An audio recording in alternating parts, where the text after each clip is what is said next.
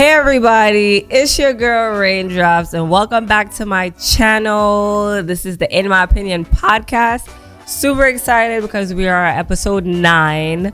We have one more episode until the season is over. So that means that we're going to take a little break and then we're back again for season 2. So today I have a very special guest. She is a braider, currently in hair school, currently getting her life like she should. Can we get a round of applause for Robin Hood in the building? Yeah. There's a round of applause that happens when I say a round of applause. So yeah, that's a real thing. That's cool. Welcome to the In My Opinion podcast. How you feeling today? I'm feeling good. Is this weird? No. Like having the cameras in front of you and having this conversation? Not really. Have you done this before? Yes. Okay. So cool. You're regular. You're like, you didn't speak about being nervous. A lot of people were like, oh, I'm kind of nervous about it or whatever. You was just ready. Yeah. Okay. So today you took off of school. Mm-hmm. Is that something that, it happened by accident, or do you want to tell us a little bit about? So actually what happened was I was going to school today. There's a rule that you have to be there before 9:30. Okay. And on my way to school, I had like an anxiety attack where I thought I left the fire on, and I went back home to turn it off, and it was actually off. So yeah. That doesn't happen to me. I don't worry about curling irons. Just let the house burn down. No. No, I just don't do the hair thing. I don't do the hair thing. I think I started off with the whole school situation just because I know that's something that you're pushing right now. Mm-hmm. So first of all, before I even jump into that, because we were having conversations before we sat here. Yeah. So I'm kind of like ahead of it with this conversation. Mm-hmm. So you're a hairstylist. Yes. Originally started off braiding. Yeah. And I started, I seen her from scratch. So, she started off a novice. We've seen from the beginning stages to where you are right now, and you're a very, very, very talented braider. Thank you. You're very consistent, very persistent. She's just like can't stop, won't stop right now, and I love that. And I love that. So, how did you get into hair? Okay, so originally I used to do my hair myself all the time for years. And then when I got to New York, I think maybe one or two friends back home would ask me to do their hair, and I did their hair. But it was never I'm getting paid. It was just when you say hair, are we talking ponytails? Are we talking braids? Are we talking? No, I'm talking a sewing. I did a sewing. I never did no ponytail or nothing. I did braids before, but of course it was some janky ass braids. The sewing was not bad because I had been doing it all myself, but trust me, that was for the hairstylist that's out there, that was a blanket stitch, which means by day 2-3 tracks is falling out, I gotta restitch it type situation. So it was just one of those things you want something, but it costs too much money to go pay for somebody, so you just kind of figure it out. I think the first time I did a sewing in my head was I had a childhood best friend. Her name was Shakila. Shout out to Shakila. And her mom was a hairdresser, and so she knew a little something from being around her mother and stuff. So she was showing me how to do it, and I did it on her, and she did it on me, and then eventually I just started doing it myself because I wanted my hair done. But I had the money. Save money. Yeah. I was a kid, 13, 14, we kids. And you're in Barbados at this time? Yes, I'm in Barbados at the time. So she's from Barbados. Which part of Barbados? St. James. Have you ever seen Rihanna in real life? I have. You have? I have. But in Barbados? Yes. You lying. I said I was going to ask her that question thinking that you were going to say no. When? How? It was actually funny. I was at her brother had a party. Okay. And everyone had left, and she was there, and I wanted to meet her so bad. And actually. What year was this? What was this short hair Rihanna, red hair Rihanna? I think this was Loud. When she had, this was not short hair. That was after the short hair. That was after the short hair. So she had to have, she had those curls. It was a part and it was like big curls, but she had like it was like blonde, but not blonde. It was like a honey blonde on the ends of it. Like, yeah, or throughout sometimes. Okay. It was that era. Like, I can remember. It's giving, what's that song when she was pushing the dude in the shopping cart? Yes. Yeah. We found love. And, yes. Hopeless it was Place, like around that time. Okay. I want to say it was around that time. So yeah, and I just wanted to meet her so bad. And I had told Tef, I was like, Tef, I want to meet her. That's a brother? No, Tef is a friend. Okay. So I was like, I want to meet her. And he was like, he went. And he was like, yo, this is my friend Robin. She want to meet you, da-da-da. And I shook her hand. And I was like, my eyes was closed for a second. And then Leandra, shout out to Leandra. Did your eyes really close? Yes, I really closed my eyes. Like, I was like...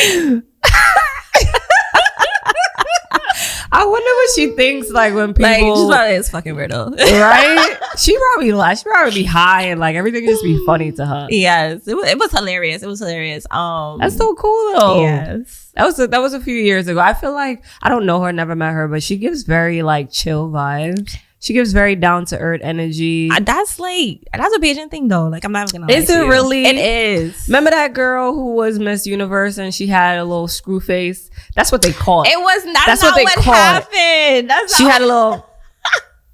That's not what happened. So what happened? Why her face was like that then? It was just like reality TV or anything, and someone kind of like pans on your face at the time. It was not exactly that, but it's TV. They got to make it good. So there was a point in time where she was probably just thinking in another place. And everybody does that. Like, you know, you get trained to be on TV and to be all the time, but you have moments where you relax. And you're just like, you know. But at that point, that's when the winner was like announced. They made it. I feel like they made it look like that's when the winner announced. Because I remember the girl. She had talked about it. I saw tweets like on Twitter and stuff, and she was just like, "Guys, no, like I was so happy for her. That's not what it was." X, Y, Z. Yeah, it kind of sucks. But think about all the people on reality TV who's always like, "No, they made me say this or they made me do that." Like, you know, that is true. I mean, if people want to run with it, but I did hear that Bajans have that Bajans are a little bit more like uppity versus a lot of the other West Indian countries. When I say uppity, you guys get dressed up a lot more. You guys make sure like do makeup when you're going out. Not every island does that. Well, like, you know, they do makeup. Yeah, but I feel like Bajans are a little bit more into like you know, dress nice. It's type a of thing vibe. Because like back home, and you know, any Bajan could correct me, but it's like you don't let people know what's going on with you. Okay, like nobody would ever know if you're sleeping in a hole or whatever. Like, you get up, you brush your teeth, you clean yourself, you look good, you speak well. You don't let anybody know. Did you say you speak well? You speak well. Bajans, you speak well. Don't come for us. I mean, you speak well. Well, be well spoken because people don't believe it. But like my level of like the way how I speak Bajan is not even like somebody that's really like from like tone. Like it's a completely different lingo. And like it's kind of like, it's called bougie. The way you're speaking right now is cute, but typically like what I usually would hear, you know, from a hardcore, I guess from town or whatever, it's like definitely like it's the words are jumping in front of each other. Yeah. And sometimes they got Bajans I don't understand. Okay, so fair. That's fair. It is what it is. Yeah, that's fair. That's like in Trinidad, you know, I don't know if you ever heard the news in Trinidad, but like the people who speak about the news, their accents are totally different. Really?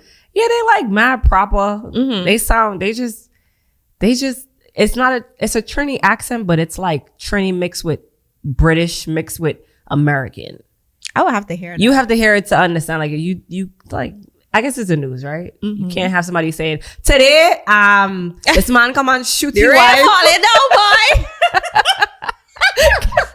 Could you imagine though?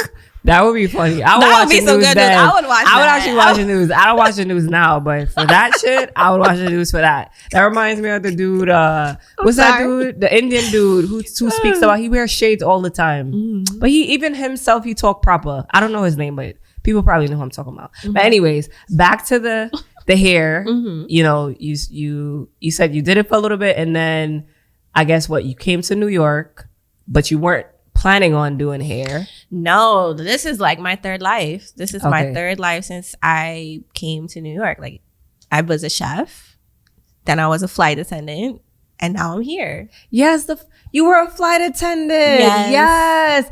Girl, I haven't seen a picture in so long. I totally forgot about that life. Yes. Did you hear about the person who got stabbed? From the person on the plane? Was it today? Yeah, what? Today? Yesterday or today? Yeah, a flight attendant got stabbed. This guy was on the flight talking about, somebody gonna have to take me down. They gonna have to take me down. He had like a little knife in his hand or whatever. And somebody got stabbed. Yeah, somebody got stabbed. No. I seen it on Instagram news. I'll be honest with you. When I went to become a flight attendant, like, I'm not gonna lie to you, I saw and heard about so much stuff. But when I actually had the job, I saw why. That happened, because that has never happened to me, and I did it for 4 years. I can imagine like what they have to go through though. Like, you got to be nice 24/7, even though there's a lot of flight attendants who basically show themselves straight up. Like, you're not gonna get the hey, how are you all day. Yeah, that was me. I was more like, I was nice to every customer, but I was nice, like, you can have as many snacks as you want, you can have as many drinks as you want, I don't care. Right. Nice. But when it came to like putting your seatbelt on and just like getting everybody seated, I was not so nice. But I wasn't disrespectful either, and I didn't escalate. And I knew when my time was up, like, my pay is like this high. Right. So if somebody's starting to get rowdy, it's time for me to go get the captain. I'm not going back and forth with you. Yeah. That's his job. Yeah. So would the captain gonna stop the plane to then go? No, I'm talking about them? when we're on the ground. When we're in the air, that's a completely different ball game. Okay. That's us, right? But we still have to reach out to our captain and like let him know, like, hey, this is what's going on back here. There's procedures, and the plane will land immediately at the nearest airport. So again, that's crazy. Yeah. So even if it's like an argument, they still would. If someone is like over the top arguing, it looks like it's no matter how much because that's the thing, the job is all about de-escalating. Right. If you are trying to de-escalate, you're doing everything possible, and this person is still on 10. Like, there's people who try to open the door and stuff on that's the what the plane. guy tried to do. Yeah. So it's like, when you dealing with something like that, you gotta get in there. Tried to open the door while you were on the flight? Not me.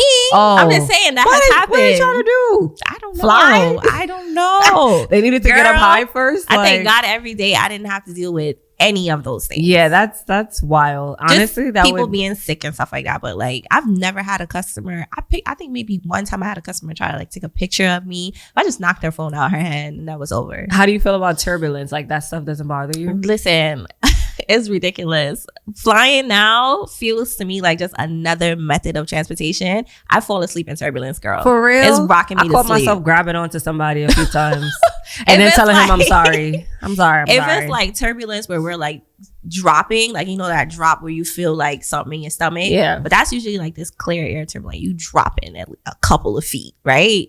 That will wake me up out of my sleep, and I will be like, what the hell going on? Droop. No, not this. I'm talking the drop to the straight drop. Okay. Like a drop. That will wake me up. That puts fear in my heart. But also, I'm not scared like, oh shit, like we're about to die. It's just like, I don't like the feeling, because it just feels like you're just falling. Right. I don't like you feel it in your stomach too. Yeah, and I don't ride roller coasters. Like, I'm not a roller coaster person. Me either. So I've gone on a nitro and told them to get me right off. Like, buckled me in and everything. I'm like, yeah, no. I'm trying to be down. I'm trying to fit in. Get me out of here.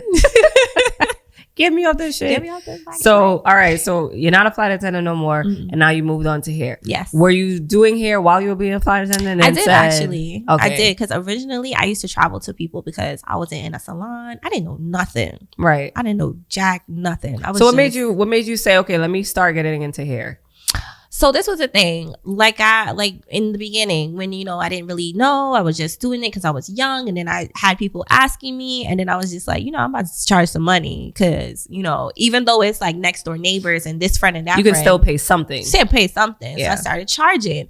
And then I had friends when I became a flight attendant who was like, girl, you could come to California to my hair. You could come to that. And I'm like, yeah, sure. Because in my eyes, I'm getting to spend time with my friend, and it's a little bit of change to, cover the trip, whatever. So that's what happened. And I just became very unhappy with my job.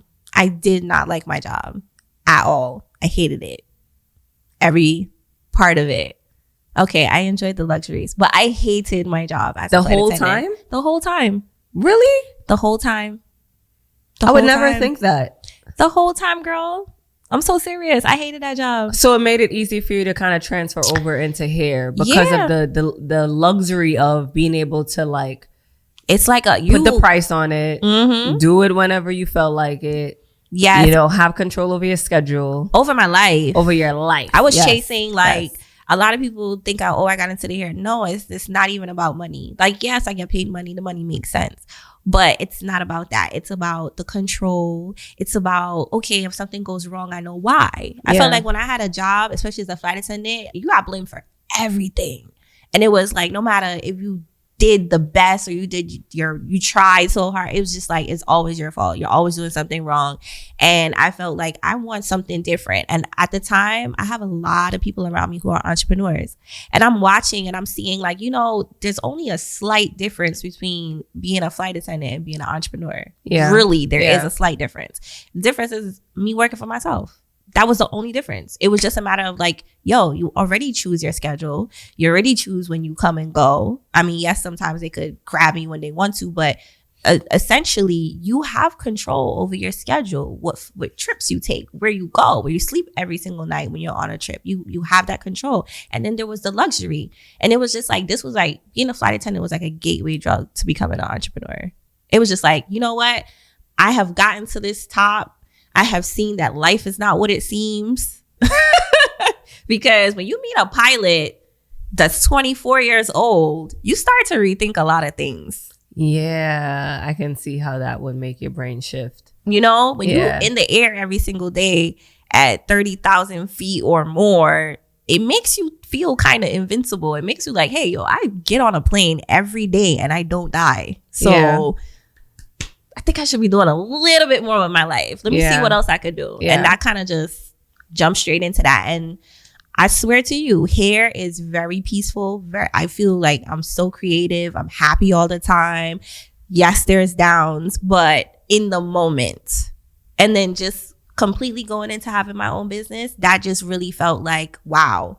Like, I'm really like, it feels like true freedom. Like, I can only imagine what Harriet Tubman felt like. It felt like this. Like, I'm free. I agree. Shout out to Harry, little Harry, little HH. Okay, so I always try to get clarity on, I guess, like that feeling, and just like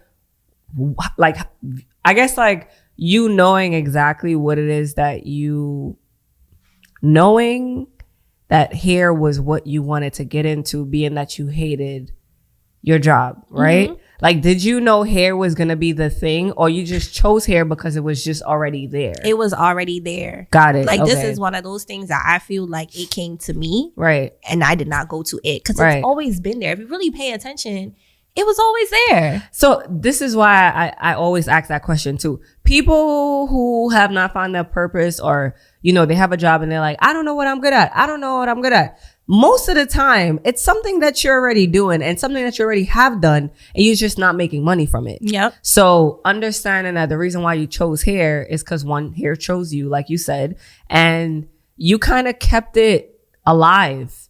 Very, very small part, but you still kept it alive. Yeah. So now, you know, trying to get into something else, hair, it just makes sense for you to slide on into hair. And if you wanted to do anything aside from hair, it would come with time, right? Yep. You would have to try whatever else while you're doing hair. Yep. So you were able to give hair 100% of your attention. 100%. And it just blossomed in a way that you would have never known until. It did it like, I don't want to sit here and sound crazy, but you know, I'm a heavy believer in God. Yes. It happened on it. Like, say Monday was finito, done flight attendant. 2 days later, apprenticeship program. That's so lit. Like, I didn't even have to, there was no time in between. It just went do, like, and I was just like, all right. That's lit. That's just really how it happened. So how was the apprenticeship program? What was that about? Like, you had to learn under someone? Like, what is that? So an apprenticeship program essentially is 6 months long. You work, you're paid $15 an hour. Okay. $15 an hour, which is less than how much you were making as a flight attendant. Oh, way less. Okay. Okay. Way less. Okay. So it's $15 an hour, and you are learning, you're being educated on new styles, new trends, and perfecting your craft. at the same time servicing clients, like actual clients. Right. That's what the apprenticeship is. Okay. And who was the apprenticeship with? My apprenticeship was with Magic Finger Studio. Okay, yes. I remember seeing that in your bio. Okay. Okay, so how was it? Was it a great experience, good experience? Like, would you recommend someone else who's coming up to... You're laughing, so do tell. I will say this. I always feel like everybody should try things on their own. I would never deter anyone from doing anything. Yeah. Because I feel like cat luck is not dog luck. Yeah. So what does that mean? Is that a Bayesian term? I thought all Caribbean islands know that What term. is it? Cat luck is dog luck? Cat luck is not dog luck. Never heard of it. Okay, so it basically means like what happens to me may not happen. It to may the not next happen person. to you. Agreed. But, you know, my experience, we're different people. Yeah. You know, so it might not be that way for you, but it was this way for me. Yeah. You know, and then you know that's perception as well. I would say it was a learning experience. I learned a lot. To work behind someone who's been in the hair industry for 20 years, I learned what she's been doing for 20 years. And I've learned what she's been doing for 4 years. I've got to see the ins and outs of your business and how you got to where you are and how you're staying there. Right. That's what I would say. So what has she done to get her to be where she's at, and what has she done to have her, I guess, like stay in that place? Because she's one of the biggest as far as like braiding. Like she has her own, you know, product line. Yes. She has a school now. Yep. And then she has a lot of people I think that would probably run to take that same apprenticeship. Yep. So what are some things that you think that she has done to get her to where she's at right now, that you grabbed onto, and you now, let's say now you're even using those things towards yourself? I would say the things that I grabbed onto aren't things that she's done. I like what she's done for herself. It was a smart move for herself and where she's at in life. I don't know what's in her head and I don't know her business, but you know, anybody from outside looking in, this is what it looks like to me. To me, I felt as though after 20 years, you need an exit plan. Yeah. You know what I'm saying? You want to have kids, you want to do whatever, you need an exit plan. So I felt like she created her products because that's money coming in. Obviously, as a hairstylist or any service provider, if you don't work, you don't make money. Right. So it's very smart of her to go ahead and get products. It's very smart of her to create an apprenticeship program where you teach people how to do what they do using your products. The marketing is out of this world.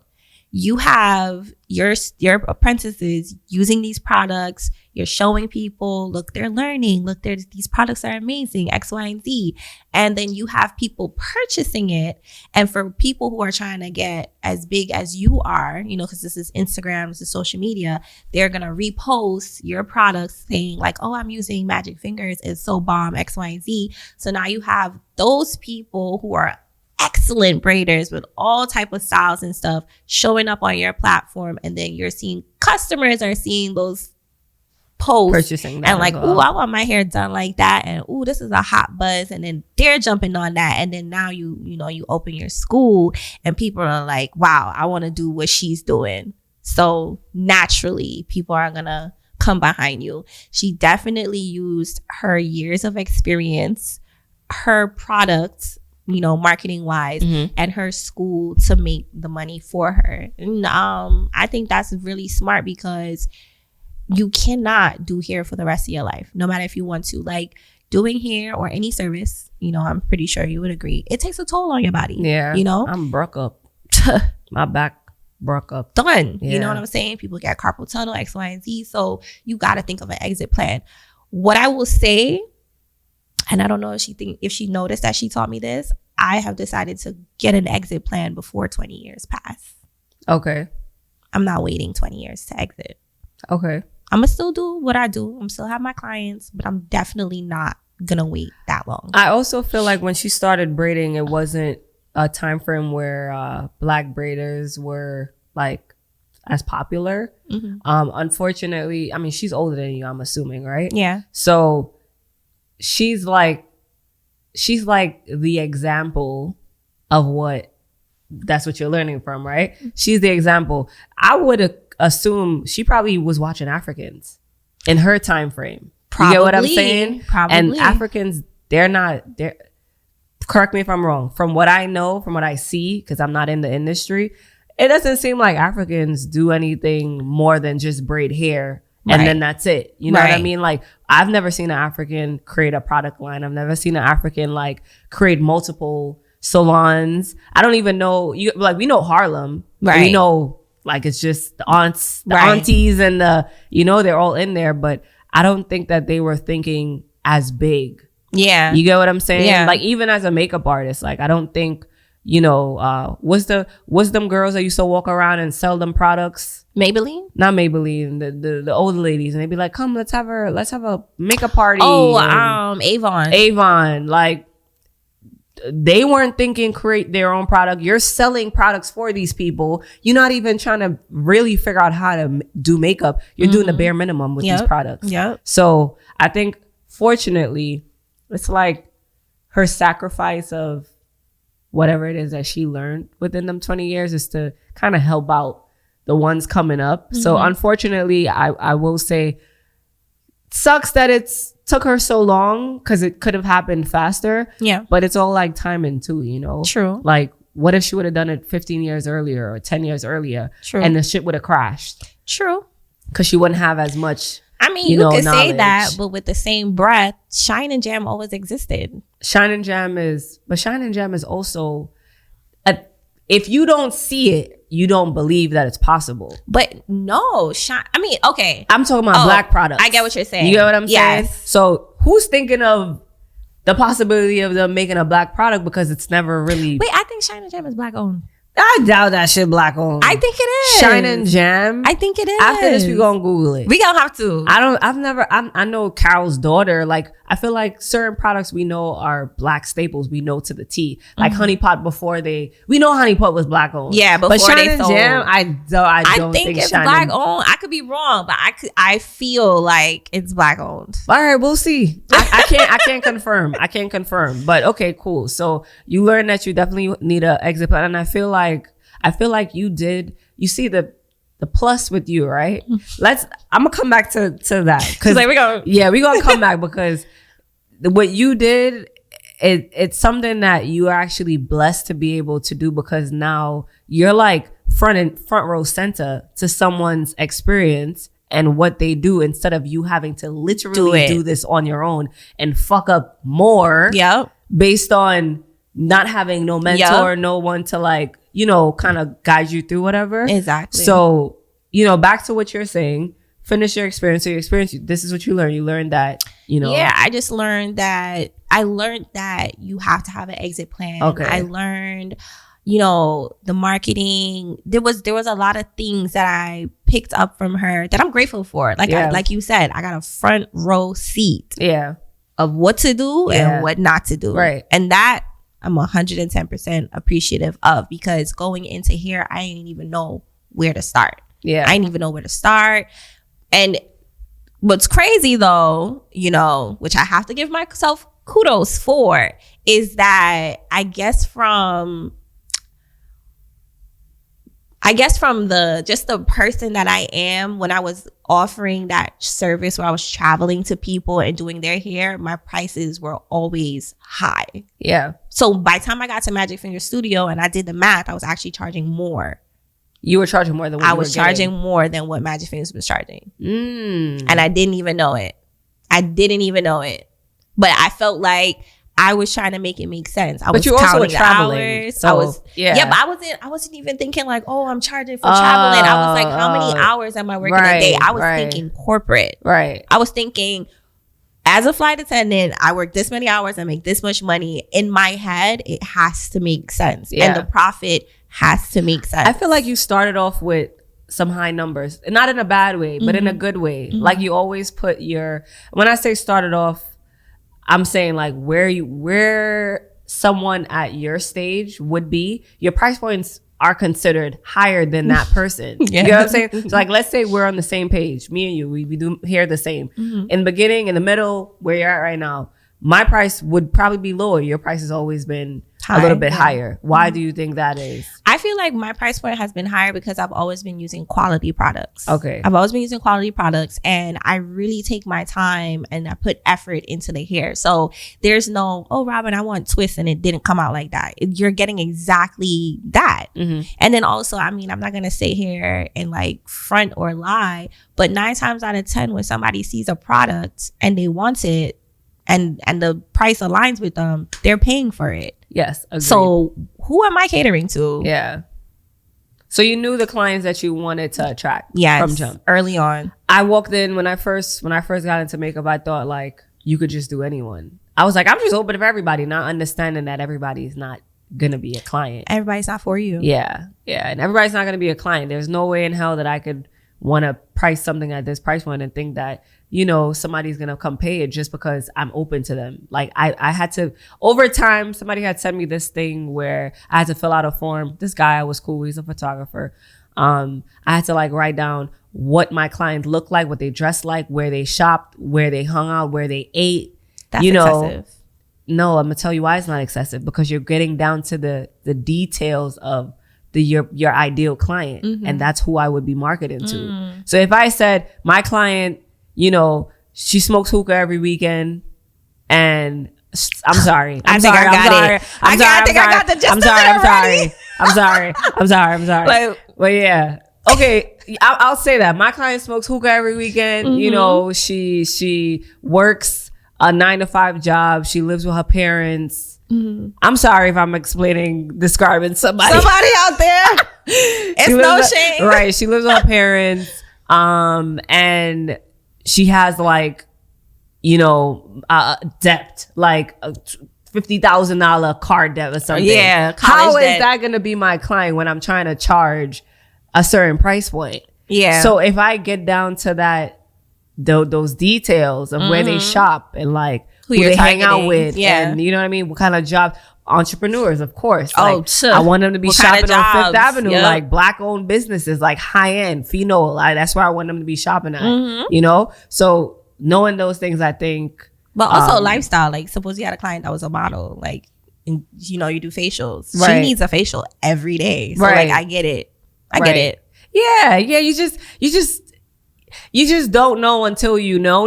And I didn't know until But you know what's crazy? You never really know, you know? You never really know. You don't know. Because even when I'm targeting certain audiences, I still might have someone totally different come and book me. And that's just because some clients just want to pay for what they want. Yeah. Like somebody could be suffering, don't got no money, but they definitely gonna pay for them Yeezys. Yep. And go get that new bag. I was just about to say that. That same client, like, you know, that she was describing, like she does hookah every weekend or whatever. She probably don't got the money. She should be paying off her loan, but she gonna pay for her makeup to be done because she don't know how to do her makeup, and she wanna go out every weekend. Yeah, but I will say they're faster to pay for the hair than they'll do for the makeup. You ain't never lied. Yeah, they would. So makeup is not as, you know, people want it, but hair is definitely more important. With an eyebrow up here and an eyebrow down there. Facts. And think they hot shit. And without hair, makeup don't look good. So hair is more important than makeup. I will say that. I've noticed that. So, okay. So back to Magic Fingers. You went through that apprenticeship. Did you leave out of it like, okay, cool, next step? Or did it end short? Did it end? No, I actually completed my apprenticeship. Okay. It was... Do you feel like if you rate yourself going in out of 100, what were you prior to Magic Fingers apprenticeship out of 100? I feel like me going in, before going in. Yeah, before going in. I feel like I was at 100. You feel like you was 100? I was at 100 because when you work that kind of job, you're alone with yourself for a long time. Okay. So you get to know yourself. You get to, you know, figure out what you want to be, what you don't want to be. And it's when I say feel where you're at, skill wise. Yeah. Oh. Okay. Let's reel it back. Because I was like, ooh, you confident. You gotta be careful. Okay, so this is what I will say. And I don't want this to get misconstrued because I'm actually against, like faking it. I'm against faking it. Okay. 110%. I'm going to be real. I'm going to be very honest with you. I went in there, I want to say, at like maybe 50%. When I say 50%, I'm talking, I definitely had, because remember, I was self-taught for a very long time.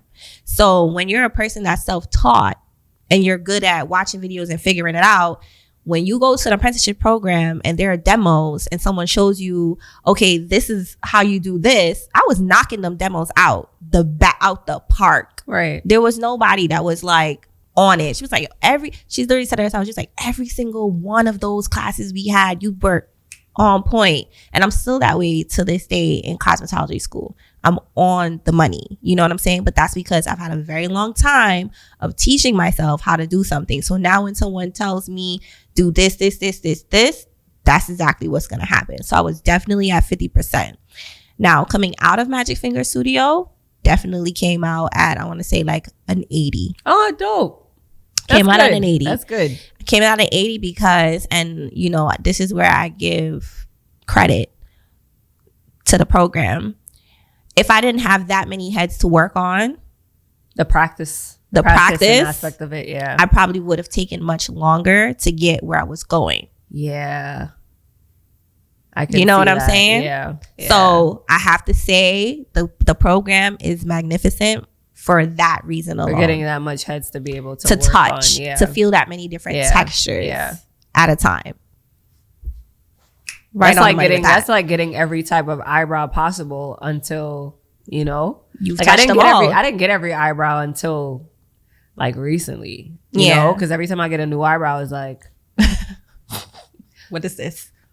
What is this? Well, usually I have some hair. This one got none. Like, how are we gonna do with this one? So I get that. Okay, so you came out at 80%, and then what was the next step? And then I went off on my own. Okay, and that's where life. You went off on your own, didn't you? You didn't have the opportunity to like work with them. Not right away, no.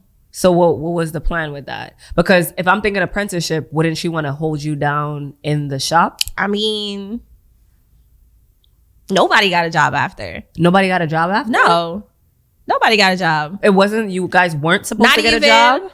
That was pretty much what was in it. I think it was like no guarantee job after. She did say like, oh, what salon do you want to go work in? And she was like, oh, I could reach out and speak on your behalf, X, Y, and Z, but to work in a salon, no. That was not a for sure thing. Because I mean, she doesn't have like a bazillion salons for everybody to go into either. No, she doesn't. It's just that one salon. Okay. So, but the price is lower there because you guys are practicing. So let's say the price is her like knowledge rate is like $300 something. Still, yeah, even though we're practicing. I would say that's kind of for me, that would be kind of tricky, like for me to price it that way. If I know that someone's practicing on someone. But like I said, remember earlier when we were talking about products, and I was like, you know, I'm not gonna sit here and lie to you. I'm gonna price what I'm gonna price because that's a finesse. Yeah, nobody knows what they're getting. It's just like, you see this, you like it, you want it, bought. Right. And we live in this world now, you know, from social media, where you see somebody with a shirt or a pants or something and you're like, oh, I want that, and you just go click buy. Somebody bought that for $2 and up the price to $100. Yeah, you just bought it. Yeah. So I learned that was another thing that I learned. That's why I'm confident with the prices I have now and whatever future prices I will have. But you understand, because I understand how that works. Okay, cool. All right, so we gonna move on. So after Magic Fingers, you went off and did your own thing. Yeah, I went off on my own. I rented I did actually rent a suite in Hair by Susie. I don't know if you heard about Hair by Susie. No, where's that? She's on Nordstrom now, but she's up there, like Met Gala. Yeah? Yeah. Okay. She's up there. Like, because that's when you were talking about Africans, she's African.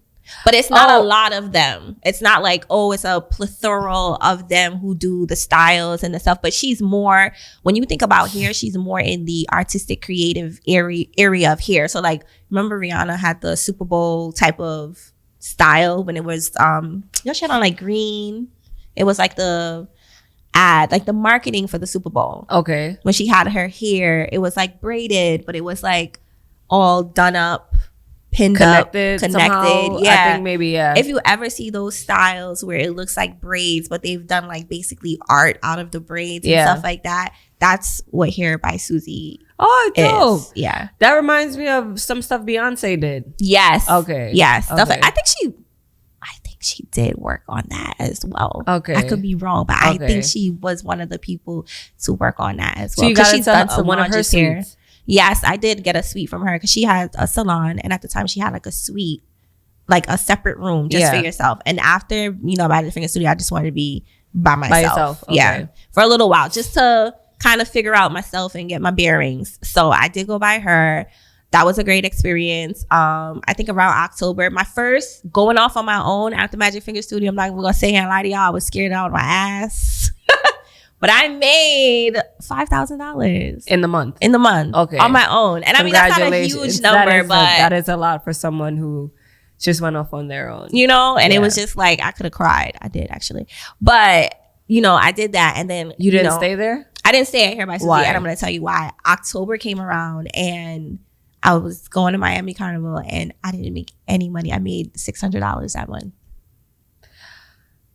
It happens. Yeah. And I ended up taking a job at the bank. I still took clients because I wanted the business to keep going. Yeah. So I still took clients after work, after I went to a shout out to Ed Lee for helping me get that job. So after work, I went and I did my clients after work. And when I felt like things were picking back up, I was like, okay, I'm going to look for somewhere else. And that's when I got the opportunity to work at Magic Finger Studio again. Oh, she reached out to you. She reached out to me. Oh, nice. Yeah. I mean, she loved your work. Yep. Okay, so what happened there? Did you say, OMG, this is God, thank you so much? Did you look at it as were you petty in any way? Like with your thinking about it? You were just like, I'm very grateful that I... Actually, I'm gonna be honest with you. That's not my mindset. My mindset was just like, all right, we on the money. Because I'm a mover. I'm always moving. I'm always planning. I don't stay still. I need the next thing. I need to do better. I need to do great. And Magic Finger Studio at the time, I was saying like, she was like, we were talking and she was like, oh, I'm so sorry. Like, you got to take a job. And I was like, yeah, but I didn't feel bad for having to take a job. I feel like at any point in time in my career in the hair industry, I will take a job if I need to get money. Yeah. It makes sense. I don't have to take out a loan. I don't got to owe nobody. I can just go take a job, work a couple of months and make it happen. Yeah. So I didn't feel the type of way. I felt like it was a part of my journey, taking a job. And it was a good job. It was in a bank. I learned a lot of financial tips. Yeah. So, that was just excelling me. Yeah. Exactly. So she was like, oh, I'm sorry, X, Y, and Z. And I was like, yeah. And I was like, but I hated working at the bank. I'm not going to hold you. I've been in positions in my makeup career that I probably I could have taken a job. I hate it. I hate working for anybody. Yeah.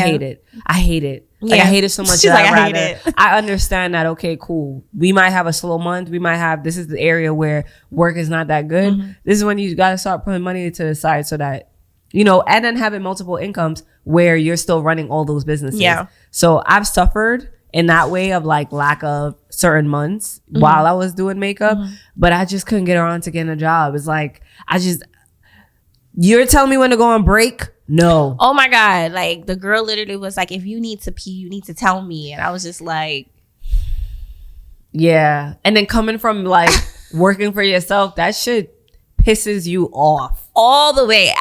Not even just working for myself, but I was a flight attendant. I ain't got to tell nobody when I'm going to pee. Yeah. What the hell are you talking about? I mean, the bank, I guess, is a little bit more because it's not that much people. It's not that many people that's at... but there's not that many places I could be if I'm going for 5 minutes. Facts. But hey, that's not knocking people need to know when and where. Cool. Yeah. Whatever. If it makes sense, cool. Okay, so you're at Magic Fingers working. How did it go from there? Because I know you're not there anymore. No, we had a conversation and she was just like, oh, you can come back. And I was like, well, it's very important for me to be off on my own because another thing that I noticed when I was there at Magic Finger Studio, even though I did have a lot of clients come to me after I left, I noticed something and I wasn't on Vagaro as yet. Like I wasn't using an app. It was just people DMing me and, using my phone number, whatever. I didn't have an app. I noticed that I needed to be organized with the business where I can actually see people coming in and know where they found me from. Like, where did you find me from? Did you find me here, there? And I noticed that while I was at Magic Finger Studio, no client that came to me afterwards was from Magic Finger Studio. Like, no one followed me. So it was like, I need to have my own presence. I need people to know me for me. And also, I noticed the way she runs her business is very customer service oriented. So if you do something and somebody don't like it, take it out, do it over type thing. Or discounts or take money. And I didn't want to run my business like that. I didn't even want to be that entity. So I went in saying like, yo, I really want to be on my own. So I did booth rental. There was an option to do commission, and I was just like, hell no, because I'm doing 100% of the work. I need to have 100% of the money in my control, and I would just pay you rent because I feel like I can control my life better that way. So I thought I went into Magic Finger Studio as an independent person, but somewhere along the line, I was an employee. So when there were why were you an employee? Let me see, like if a client was like, oh, I should say how. Yeah. They're like, oh, these braids are 125. And I'm like, no, it's 150. And they were like, it's always been 125. I'm like, well, Magic Finger Studio has changed. You have senior stylists like myself. I'm not an apprentice. And these are my prices, because you can go in, which is really cool, and you can choose your prices. Yeah. You choose your prices, you choose your tip percentage, you choose what services you do, what services you don't do. And I just felt like when I would come to her like, hey, this person doesn't want to pay this money. And it's not even about the $25. It's about, rules and regulations like any other company would run, like not being able to go pee without telling someone, Yeah. It was just like, can you please back me up on this? And it was situations where a client she was just like, no, it's always been 125. And I'm like, but I don't work for you. So I feel like there was a disconnect. Either there was a disconnect or dishonesty, whatever you want to call it. But I felt like I thought I was completely working for myself, but apparently I was an employee. Right, because then if you were working for yourself, then you would be able to do your own price points. Exactly. So what would be the point of you paying the rental fee? If I work for you. Again, everybody does their business so differently. So different. And I guess for her, if you're in Magic Finger Studio, because every artist is a different price. Every artist can't be priced the same number. Right. So to me, if you're working at Magic Finger's, hair studio, it would make sense for certain people to be more or less than others based on experience and based on whether you're apprentice or not. You know what I mean? But if I'm paying booth rental, I should be able to charge whatever. Like, I shouldn't be able to go by your price point. Yeah. So did you speak to her about it? Like, how did it go?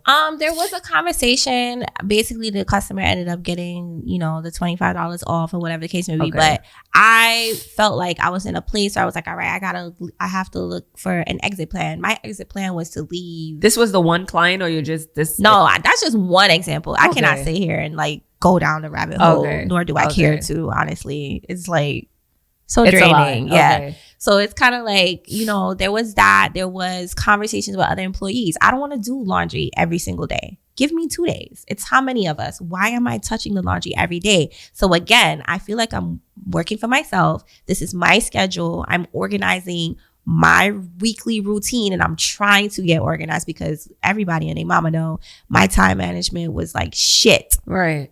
Shit. Caca. Okay. And it's like, I'm trying to get a rhythm going here.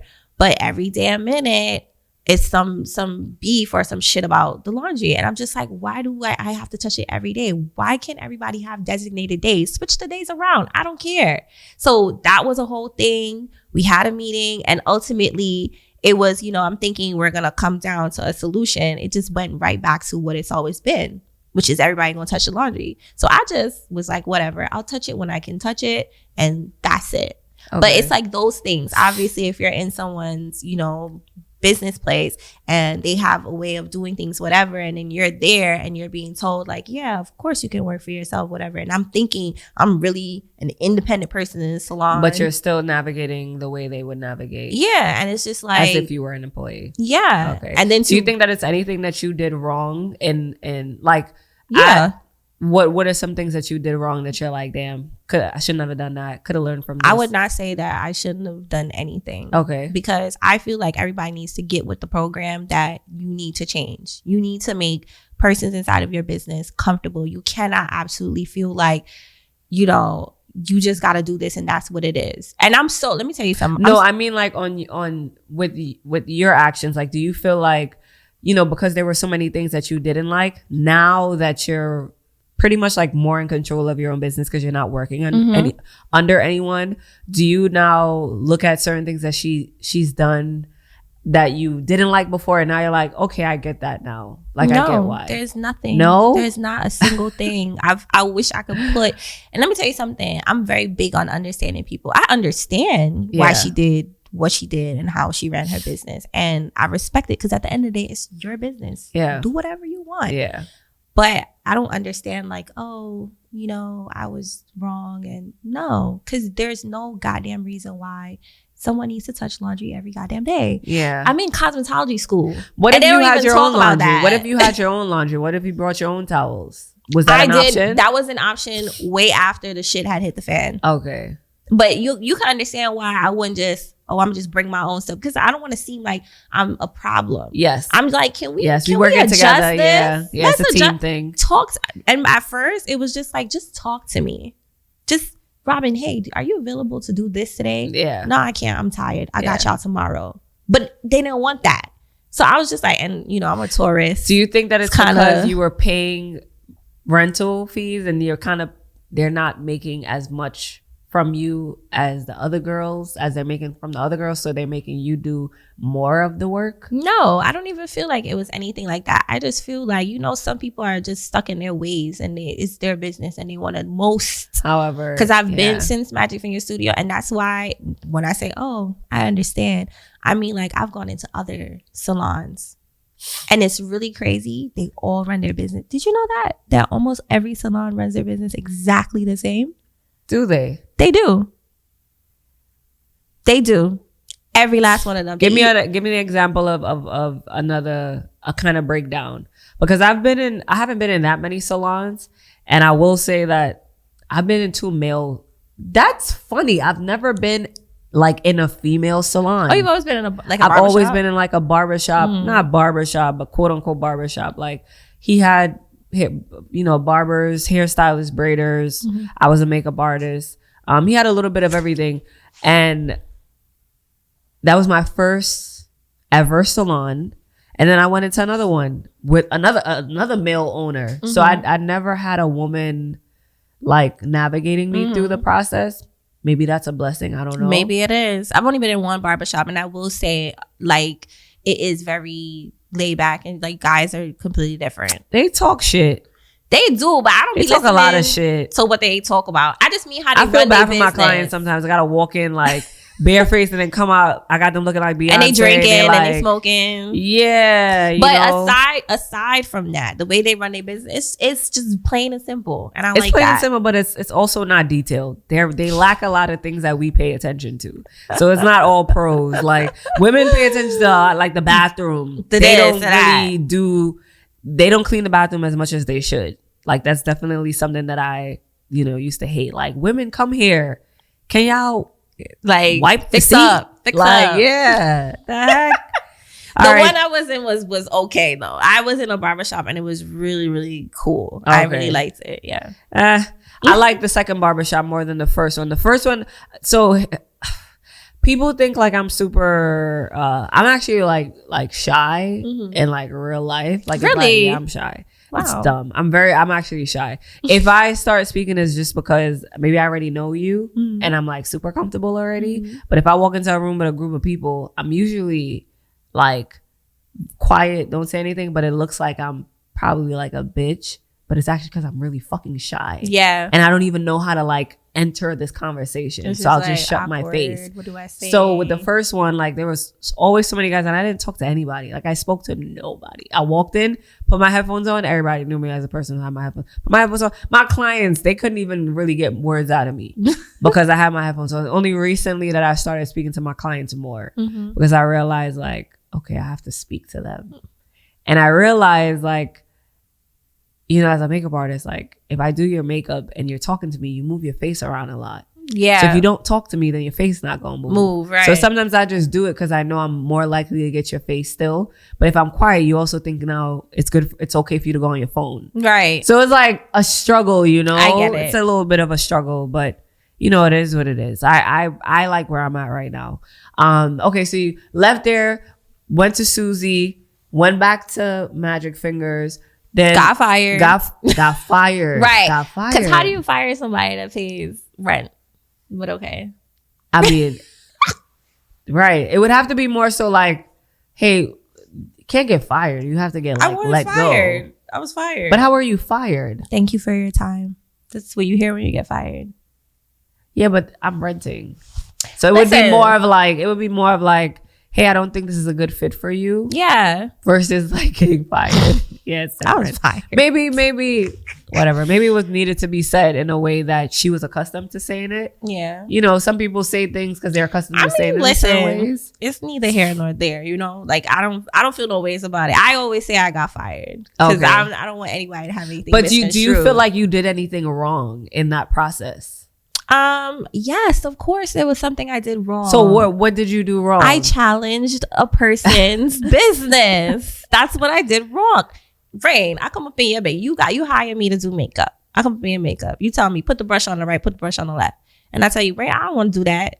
I'm not comfortable with that. I would like to do something else. Can I put this on the left and put that on? You gonna tell me, get the fuck out of your business. I wouldn't say get the fuck out of my business. But maybe you wouldn't. But most people, because remember, every business owner is not the same. I understand. You know what I'm saying? It's not a lot of freedom that you really have when you work with. Because even when it's independent makeup artists, but I still have a certain way that I want. A certain way that you want things to go. Yeah. Versus listen, like I said, I'm still very appreciative of working under her because you know. Somebody had to tell me because I had to, you know, speak or vent about it. So just really try to wrap my head around it. And it's just like, you cannot have two bosses in a workplace. You just can't. Yeah, that's a fact. So I needed to leave. Yeah, that's a fact. Listen. That's a fact. She's probably better off. She's better off with people who probably, you know, just different type of mindset. Yes. Different type of, you know, I'm trying to do something else. I'm trying to, and you know, for a very long time, I didn't understand like, damn, why I can't fit? Like, why I can't? And it's because I have a mindset of how I'm trying to create my own business. I'm trying to create my own, and it does not mesh with hers. Yeah. Like I don't even. It's really that simple though. I don't do kids. But you know what? Because you know what to do, what you want so early. This is why you're getting things easily and so much faster. People who are lost and kind of just going with the wind and just letting life slap them in the face, you would probably be in the situations a little bit longer than you need to be. Yeah. But you've been like getting through it. All right, on to the next.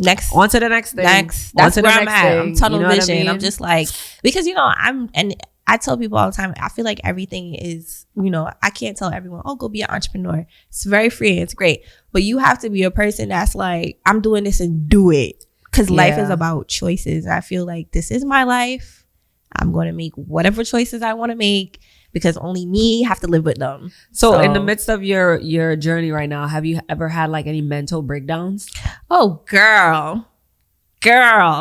I have had so many mental breakdowns. It's ridiculous. Like mental breakdowns, like you're in the crib, you're outside. Like when does it happen and how does it happen?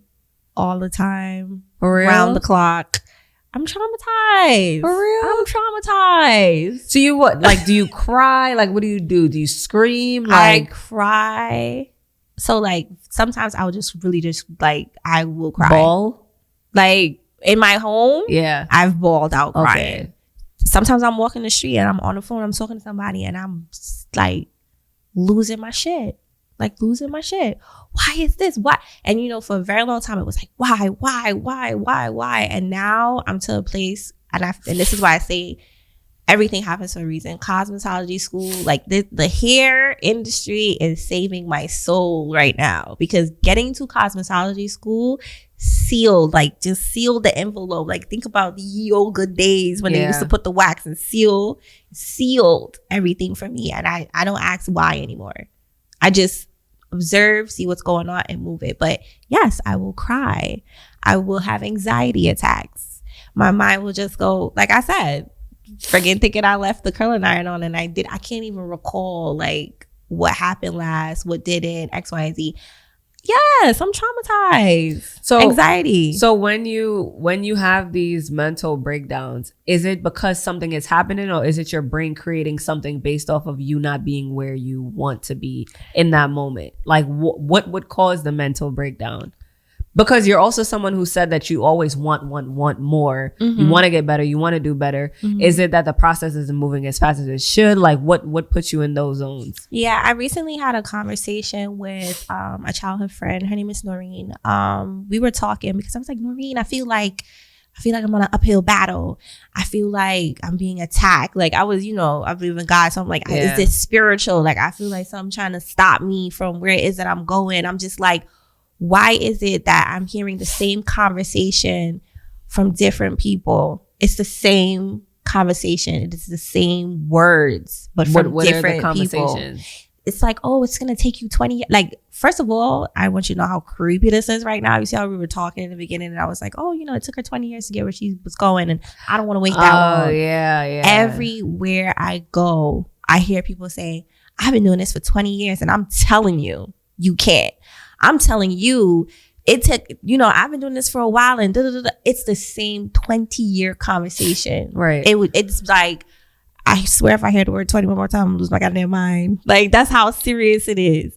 And it's like, I'm hearing people 20. say, it's like I'm hearing people say that you can't do this and you can't do that and don't do this and don't do that. And it's just like, sometimes it's so unprovoked or unsolicited. Like, I'm not even asking you for advice. I'm not asking a man jack. So you think it's the devil? Girl, I don't know. Call it what you want. But then I started to sit down. I was like, maybe it's just because I'm in a different country. I grew up in Barbados, where nobody tells you that you can't do anything. People encourage you.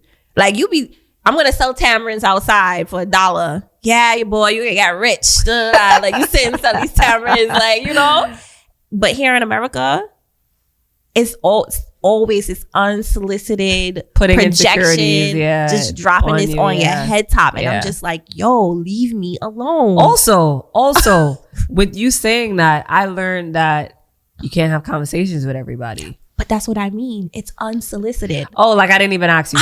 I'm not asking anybody. Okay. I'm not asking. Girl, after as many salons as I've been in and I've seen, I don't need to ask anything. Yeah. I've been in the spaces. Yeah. I've been behind Susie. I've been behind Magic. I've been behind some big ones. Yeah. I don't need to ask nobody nothing. I didn't see what I need to see. Yeah. You know what I'm saying? At this point, it's for me to just make my own decisions and my own choices. So when I go to a salon to rent a chair and I say, hey, I'm only going to be here till June.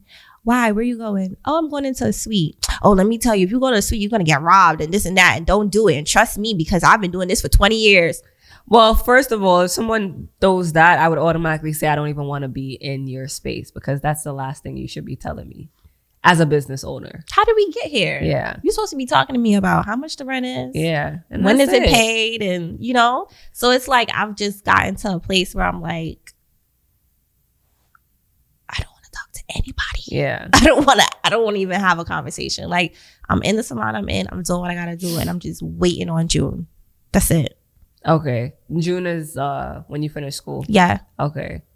I mean, listen, you gotta give yourself a big tap on the back, because you're doing things that, like, a lot of people just don't want to do and don't want to put that sacrifice in. Yeah. To just get that it's a piece of paper, but it's so much more with the paper. It's so much more with the paper. Like what you're learning in school, you can learn from people, but with school and getting that license, it hits a little bit different for your price point now. It hits a little bit different now when you want to open up something. Now you have your that flexibility. To back it up. Yeah, your flexibility. If you go into what's that? TV. You can get into TV now because of that, you know? And there's people that don't have licenses that get into stuff, but you know, I don't like to live my life off of what chance. Because they was in this place at this time, speaking to this person, know that person. Who's to say that that's what I'm gonna get? But I look at it as I want every single opportunity that's coming my way. So I'm getting the license. But mainly one of the reasons why I'm getting the license is I realized how much I couldn't do without it. How much you couldn't do without it. Yeah. Okay. I can't teach. Technically, you can teach classes, but you're not supposed to. I can't teach classes without a license. Okay. That's one. What's something else? I can't get a suite without a license. There's some places that you can, but the place that I want to go was like, you need a license to be here. Was that spot on Church? No. Solar Salon Suites in Williamsburg. Yeah. I wanted to nice go on. That's, you know, another shout out to Born Musician because she's in Solar Salon Suites. And nice that's the first time I seen it. Wait, so hers is Solar too? Yeah. But hers is a Manhattan location. SOLA. SOLA. So they have the one she's in is like, I mean, it's been there for, I guess, a while. The new one in Williamsburg is like super modern. Yo. Totally different aesthetic. Completely different. Totally different aesthetic. And I love that is a vibe, yeah. I love There's it. another suite in Manhattan. It pops up on my, you know, Parlor? Instagram. Yeah, they always listening to me. But they're expensive. Parlor's expensive, yeah. $900. I'm like, yeah, who do you think I am? Yeah. $900 for what, a week? Yeah. Yeah, no. I'm gonna have to do breast lifts and all of that. I'm gonna have to sell some eggs. Yeah, we gonna have to paint on some nipples or moving forward. Yeah, no, bugged out. Yeah, I ain't paying that. Okay, thank you. But it's cute. Yeah, it is. I mean, and the people that's in it, it seems like they got a different type of, you know. But that's my style. I like the places. Why are you saying sorry to the mic? Because I keep. Oh my god. Somebody. That's always the other buff. It's an inanimate object. Sorry. Yeah, the choices the ones you're choosing are the ones that I was looking at too. You have some style. You have girl, some style. You know. I can't lie. So where are you at right now in the meantime? Right now, I am next door to Magic Finger Studio. You're next door. Awkward. Do they walk in like, oh, they don't have availability here. Can I get my hair braided here?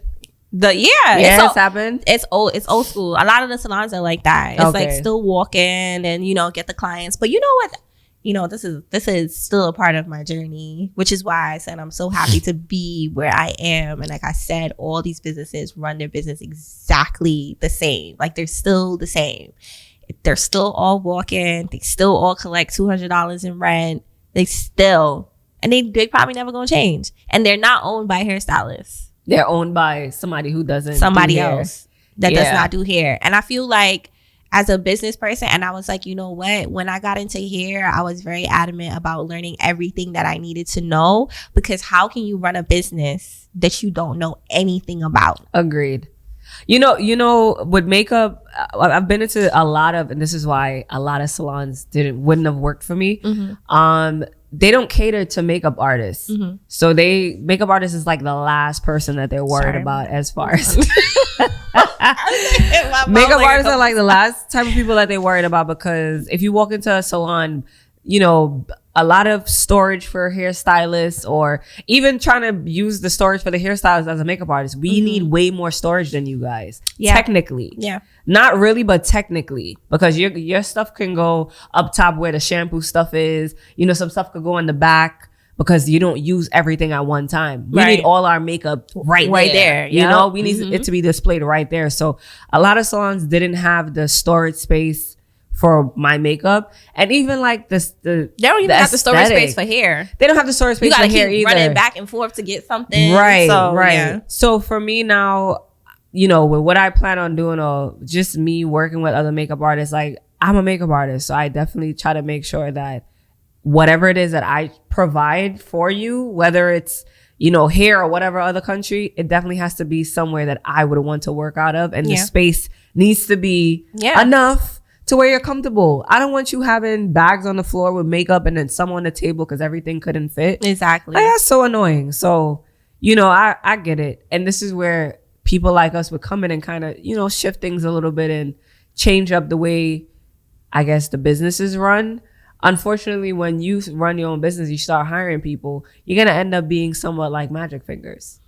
You know, Not fully. I'm not saying fully. I'm not saying I'm not against it. I'm not against it. I'm gonna end up seeing a lot of things, and that's why I said I'm grateful to have had that front seat in her life, because I feel like I don't want to become like many stylists who have been working for 20 years. I don't want to become cold to certain things. I don't want to be not able to open my ears to certain things. So I want to attempt to stay who I am and try my best to make people comfortable. But I also realize, and with their experience, you'll be able to make them a little bit more comfortable. Exactly. Yeah. And this is my thing, and this is just how I look at things. If I had a me, and I always look at stuff like that, because I remember I had a manager when I was a flight attendant, and something had happened, and he asked me, he said, Robin, if you were me and you had to make a decision right now, what would you do?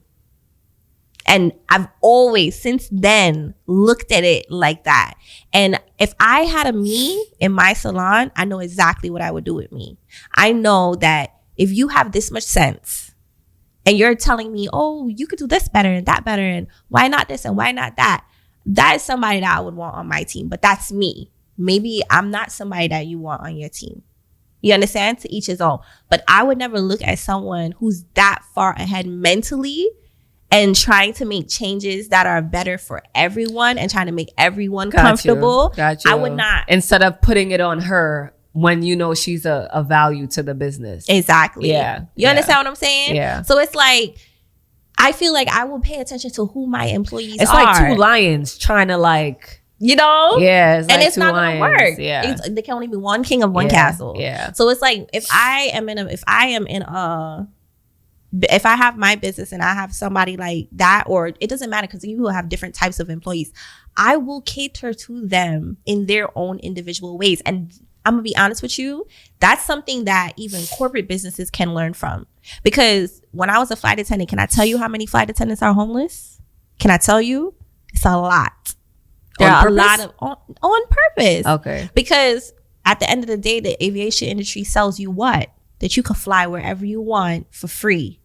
But if you taking all your money and you flying for everywhere for free, for experience. Oh, I went to Bangladesh. I went to Morocco. I went to the depths of the sea in Egypt, Red Sea, whatever. What are you doing with your personal life? Where is your money going in your personal life? Yeah. What development is happening? And then some people come in, they're homeless, they don't have anything, and they stay homeless because they're not learning anything.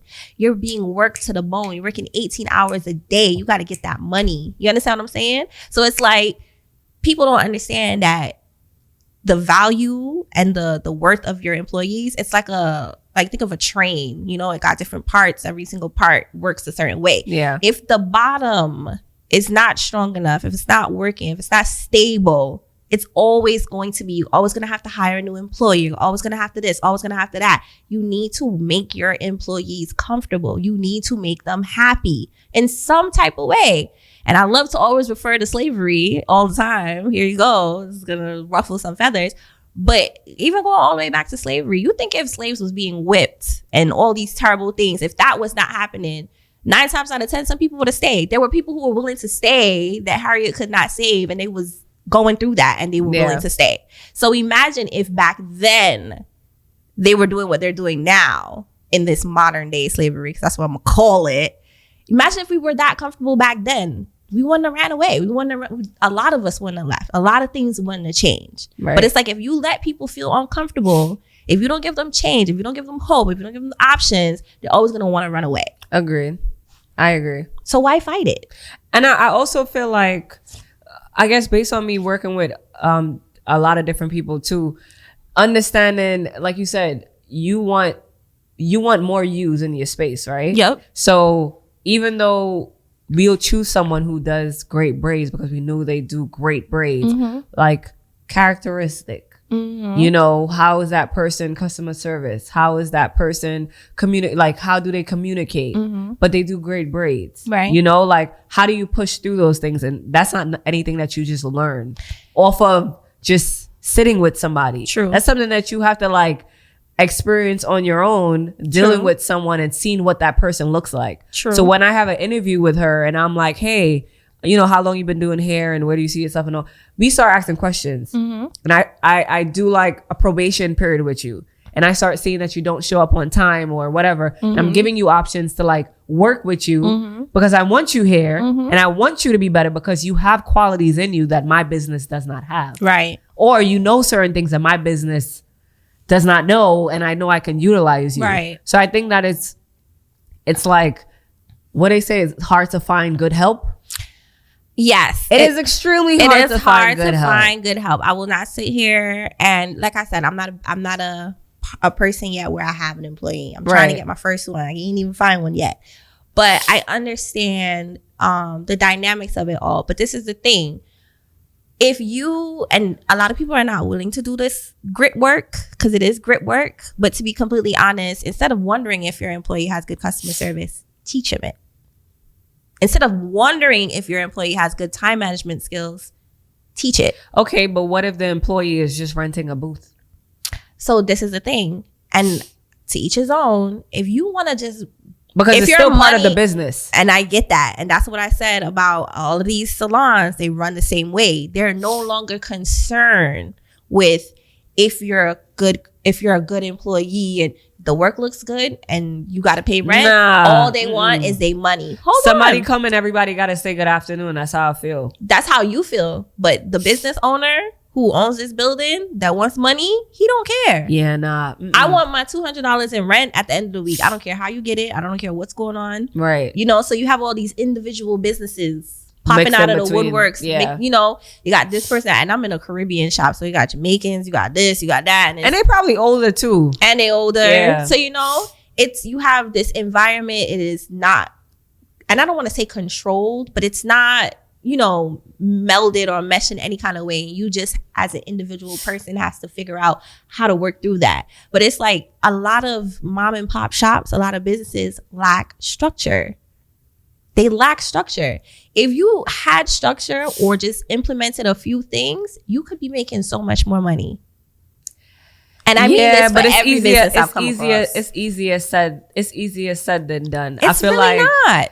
Think about any corporate business. Think about any regular job. No, you know why I'm gonna say it's easier said than done? Because you haven't gotten an employee yet. And once you get your first 1 and 2, 3 with your business, in your business, then you could kind of jump ahead and say certain things. Because I could say a lot of stuff with someone. If I didn't have a kid, people would love to talk about people with kids who don't have kids. Like, oh, you should do it this way and that way and that way. But it's hard to speak on things. It's hard to speak on things when you haven't really experienced what that is like. That's why I referred back to, you know, magic fingers. When you do open your business, you'll see not everything, because let's be clear, there's certain things that 100% is like, come on, it's kind of obvious. Yeah. You didn't have to do that. Yeah. But you'll be like, I get it.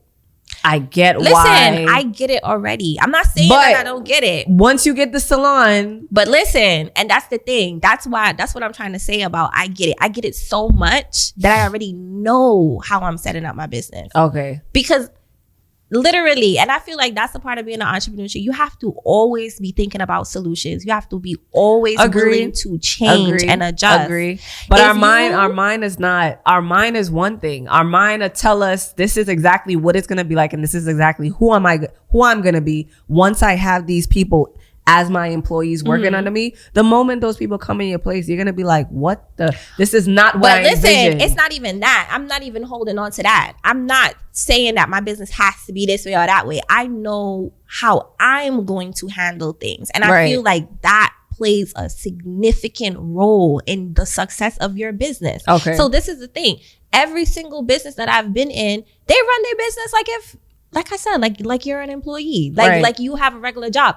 Tell me how you feel when you have a job. Yeah. You don't like it. You hate it. Right. So if you're running your business where you're renting to people and you're running this just like how any other business people are going to hate it. You have to change. Right. What are you changing? That depends on you as a person. But to be completely honest, you have to sit down and realize these businesses are not working out because they are just focused on money. They're just focused on money. Money is important, yes. But if you are only focused on money, you're going to make bad decisions. You're going to make hasty decisions. I feel like not everybody. I feel like the older shops maybe, but the ones where it's a little bit more youthful, what's her name? the lab. She has I really actually good, looked at her. Yeah, she has a really good, with me and her, I've rented makeup station from her. She doesn't have she doesn't have a lot of room for like makeup. But I don't think makeup is like her main priority in the shop. I think hair and like that's, the esthetician or whatever is the main. But that salon is beautiful, and it seems like the girls are really nice. When I walked in, because she does daily rental. She doesn't do like weekly for makeup. Oh, okay. They all said like, hi, good morning, good afternoon. Another salon wouldn't have been that way. True. They made me feel really welcome. Like, even when I was sitting there, they'd be like, oh, you were here all day, like having conversation. True. There's not a lot of salons that do that. True. And even them having conversations with her, you can tell that there's a respect there for her with them and them with her. So I think, I don't know if that's her first time, managing people, because sometimes you learn managerial from a 9 to 5 that you had. Yep. I've never been a manager for any salon. I mean, for any business, period. Right. So you learn so much from that itself, so you can move towards your. And that's what I'm trying to say. Yeah. A lot of these mom and pop shops, they've always worked for themselves.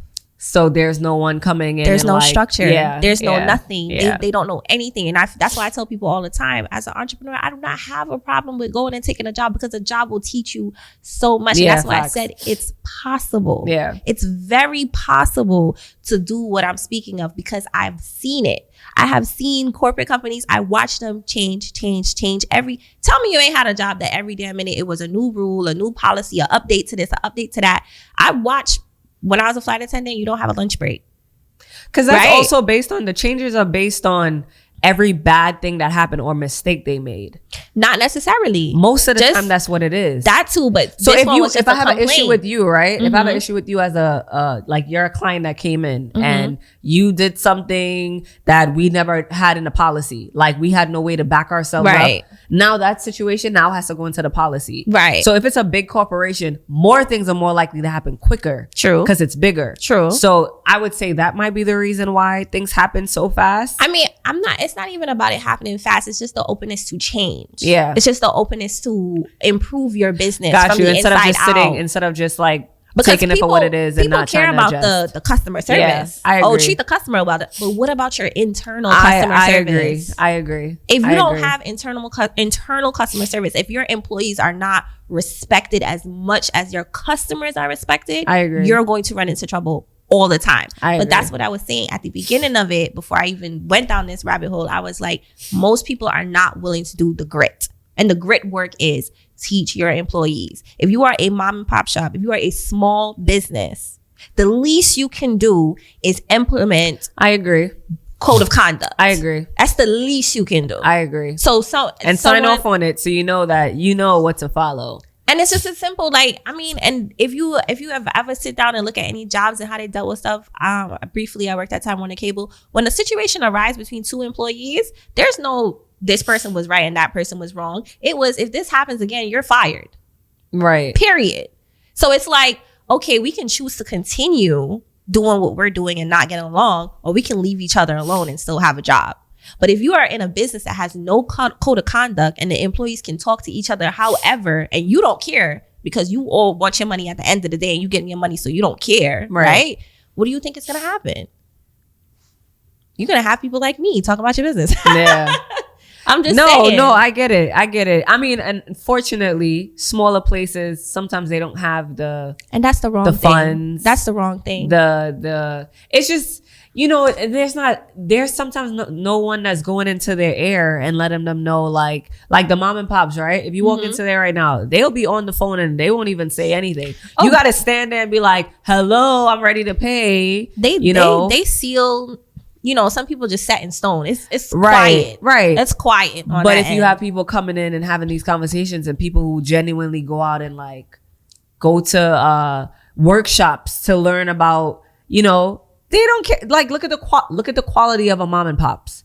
It's a basic ass store with fucking, it's bullshit. It's no decor. It's bullshit. So do you think that they, as human beings, really care about customer service?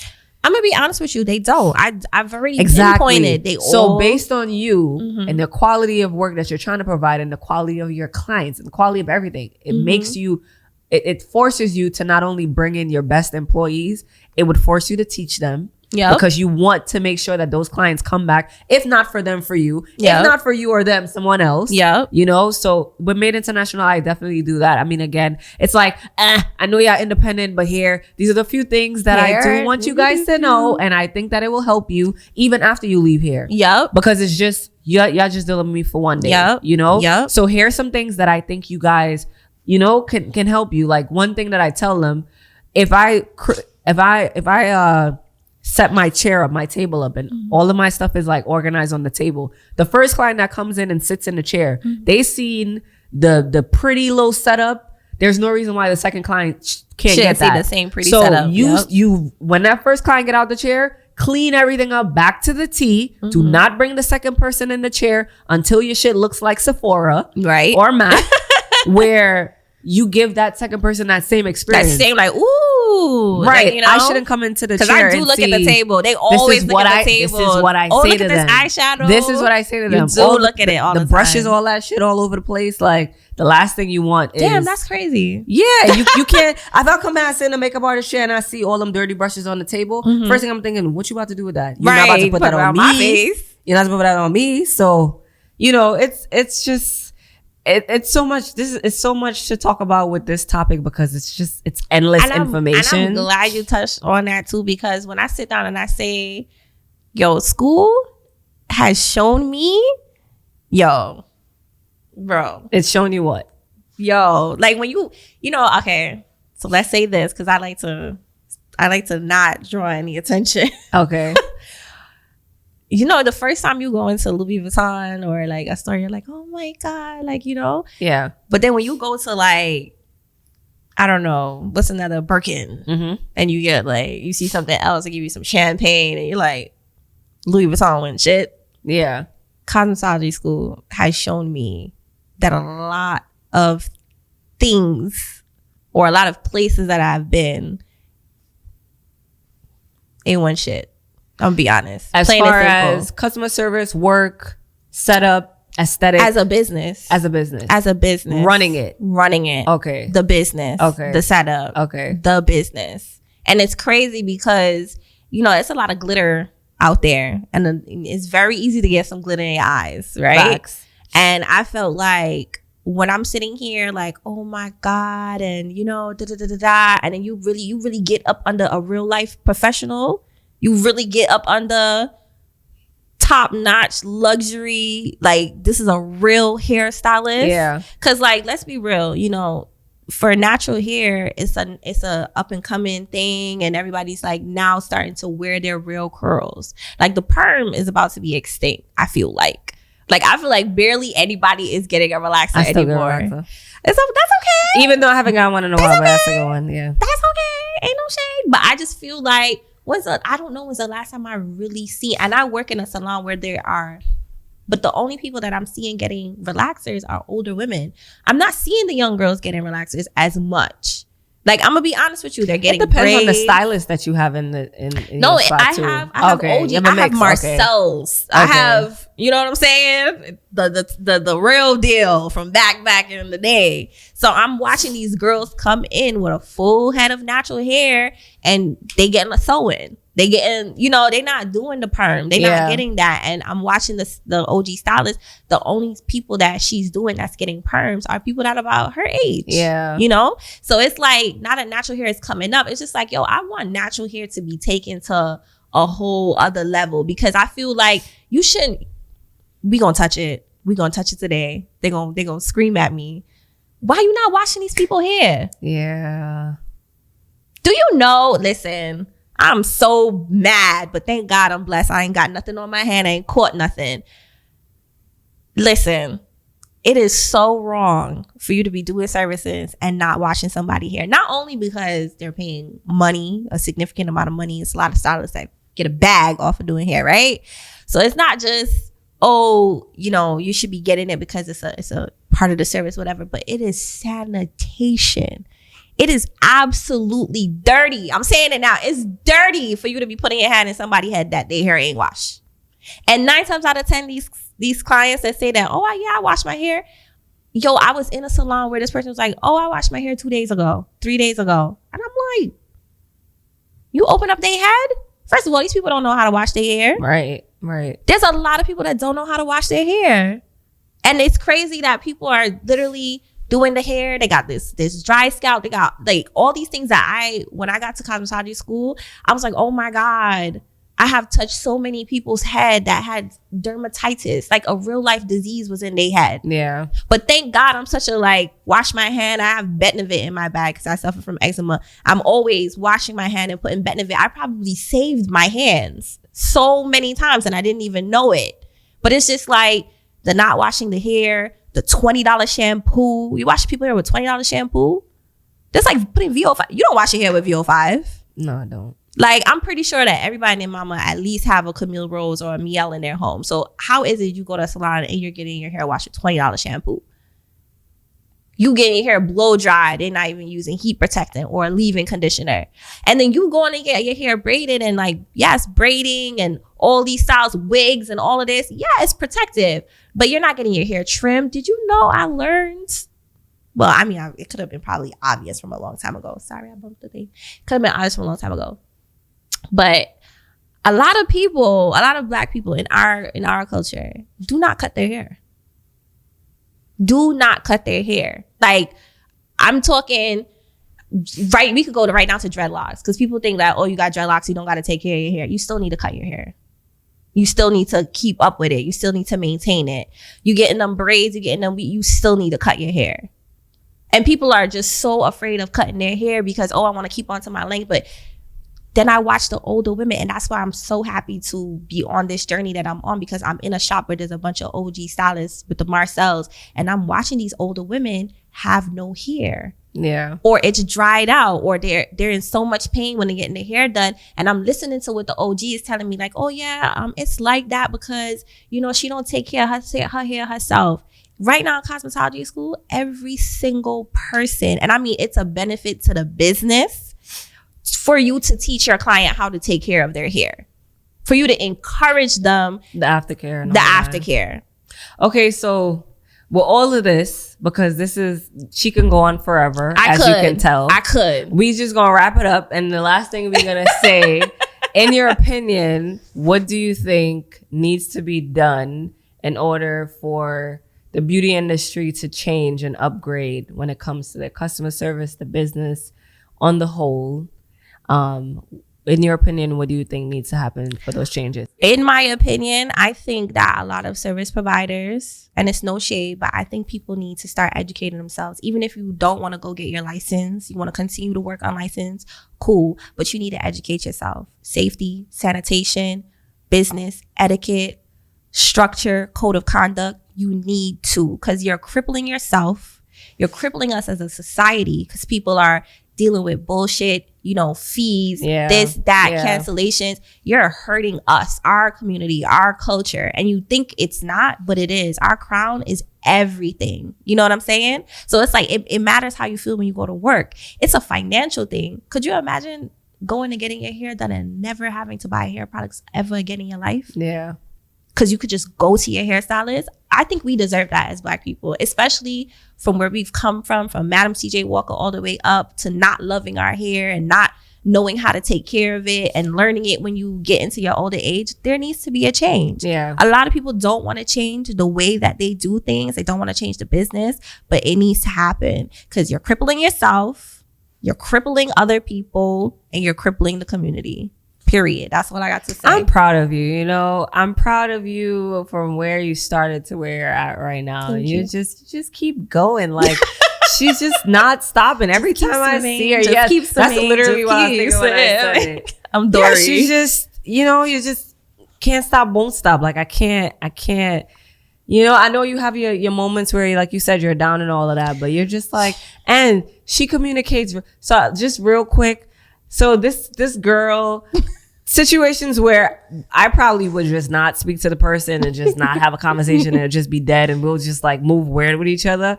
She's definitely one of those people who have called me up and has said like, hey, I just want to clear this up. You know, I just want to make sure you don't take this the wrong way or whatever. Like there's literally a handful of people, not even a handful. I don't have enough fingers for the amount of people that does that when I have an issue or if they have an issue or feel like there's an issue, you know, in that moment. Like, she literally would text me. I remember that time when I called you like, hey, cause if I don't feel comfortable to come to you and tell you how I feel, I probably won't do it. But you have opened up that comfortability for me to be able to come to you and like literally say how I feel without bad intentions, without being angry, without like, you know, like. Yeah, because this is the thing. My life is mine. Like, I'm in my own little world. You're in your own little world. Yeah. Like, it is your world. Yeah. So it's like, I exist in your world. So if you say to me, Robin, you know, this bothers me, X, Y, and Z, there's nothing for me to be upset about. Yeah. Because this is your life. You only get one chance at it. So you are free to tell me, listen, this is where I have designated, like, I park you right here. This is what I want, X, Y, and Z. And I have to respect that at the end of the day. You are your own business. You're your own entity. And I cannot come in on your turf and be like, you know? Yeah, but still, even that, it's still just, you know, like, it's still respect. Just like, yeah, it's just respect like, and assurance. I think I would have had a lot more friendships that lasted longer if what you did, they would have done or I would have done, because whenever I think of confrontation, I think of explosion. And that's probably something to do with, but listen, back in the days. You're not bugging out. A lot of people don't like the truth. Yeah. A lot of people don't like the truth. A lot of people don't like to hear about themselves. I love to hear about myself. I want to hear about myself too. You tell me about me. And then usually, like, if they do say anything, it might be like explosive. And now I don't want to hear what you're saying because you're telling me when you held 10 million things in instead of telling me when you were supposed to tell me in that moment. Exactly. So now I'm like, you just hate me. Because this is not coming from a safe place anymore. It's like, exactly. I thought we was cool. Exactly. What's going on? Exactly. But that's something, and that's what I've been learning since I've been in the hair industry. There's people that you will meet and you'll think like, yo, we here. And then something happens and you find out, oh, we really not here. We're more down here. Yeah. And that's cool too. I've learned to say, all right, you know what? That's where you have me. That's cool. We gonna keep it going like that. And there's nothing wrong with that. There's nothing wrong with that. Everybody that's gonna be in your life, who's supposed to be in your life, will be in your life. A season. What my dad said, a season and reason and trees and the leaves. TD Jakes. Oh, what's TD Jakes? I don't know. I just said his name because he said stuff like that. But yes. So thank you so much for Robin coming on the show. If you guys want to follow her on Instagram, her Instagram is Robins. That's A.Robins. Sorry, A.Robins_Ness. And when do you take appointments now that you're in school? I take appointments from 6 p.m. on Tuesday to Saturday. I open up some Sundays, but I'm fully up and running from June. Okay, so in the meantime, between time, check her out, check out her work. She's an amazing braider. By the time she's finished with school, I'm assuming you're gonna be I'm gonna be master stylist. I'm calling it. I'm the new modern day OG stylist. I believe you. Listen, I believe her. Whatever she says she's gonna do something, just believe her. Honestly, at this point. So yes, thank you guys so much. This is episode 9. Stay tuned because we're dropping it next Tuesday. One more episode until the season is over. Thank you so much again for coming on the show. Welcome. We will see you guys next week. Yay!